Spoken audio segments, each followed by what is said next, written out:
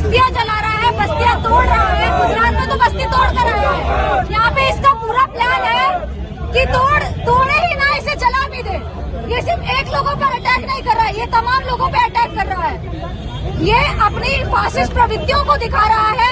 ये बता देना चाह रहा है कि मैं इतना पावरफुल हूँ और आप लोगों के डेमोक्रेटिक स्पेसेस को मार सकता हूँ, आप लोगों को जला सकता हूँ, आप लोगों को बर्बाद कर सकता हूँ, चाहे वो कैसे भी करे।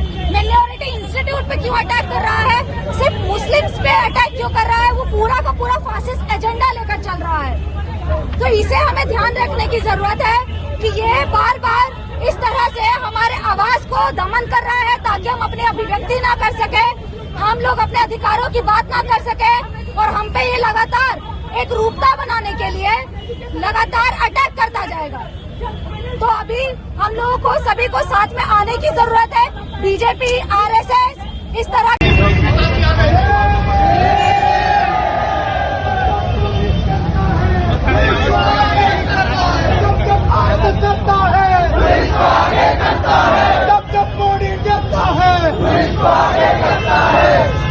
जब भी मुसलमानों के खिलाफ कोई जब भी हमारे हुकूक को दबाया गया है, जब भी हमारे घर तोड़े गए हैं, हमारी जान दी गई है, हमारी दुकानें जलाई गई हैं, तब यह पुलिस गायब रहती है।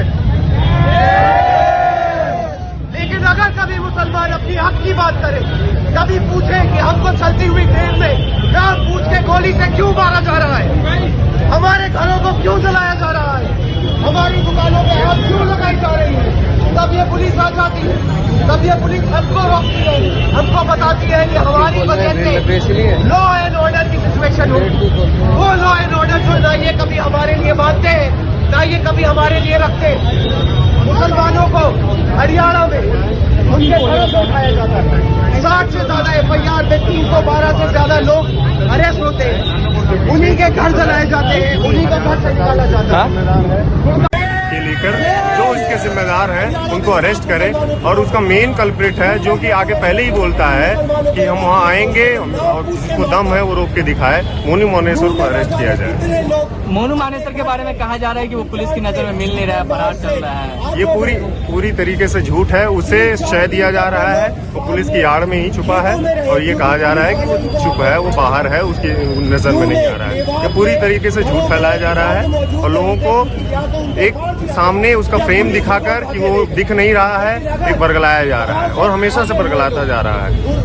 लेकिन जब हरियाणा में हिंसा भड़की उसके तुरंत बाद ही बुलडोजर की कार्रवाई हुई, उस कार्रवाई को कैसे देखते हैं? बुलडोजर सेंटर बीजेपी आरएसएस का सबसे जो एक मेन एजेंडा है बुलडोजर है। बुलडोजर किसके ऊपर चल रहा है? बुलडोजर मुस्लिमों के ऊपर चल रहा है। बुलडोजर उसके ऊपर चल रहा है जो स्टेट के अगेंस्ट में बोल रहा है, हर उस निर्दोष के ऊपर चल रहा है जो सरकार के खिलाफ बोल रहा है। तो पूरी तरीके से सरकार आर्बिट्रेरी पॉलिसी इसकी जो है हमेशा से एक माइनॉरिटीज को, दलितों को, आदिवासियों को, महिलाओं को जो है टारगेट कर रही है, और उनके घरों पर बुलडोजर चलाया जा रहा है, और वहाँ जो शेल्टर है उनके वहाँ पर भी बुलडोजर चलाकर वहाँ से भगाया जा रहा है। और हरियाणा में दिवाली के इदारे में पुलिस आती है तब जब हम लोग एक पीसफुल डेमोक्रेटिक प्रोसेशन करते हुए हरियाणा भवन की तरफ जाना चाहते हैं। पुलिस वालों, आप जवाब दो, हमारे हुकूक नहीं है क्या? G20 अगर आप लोग करवा रहे हो, आप मुसलमानों की रेडी पटरी हटवा रहे हो, तो क्या वो सड़क पे मुसलमान चलने का हक नहीं रखते?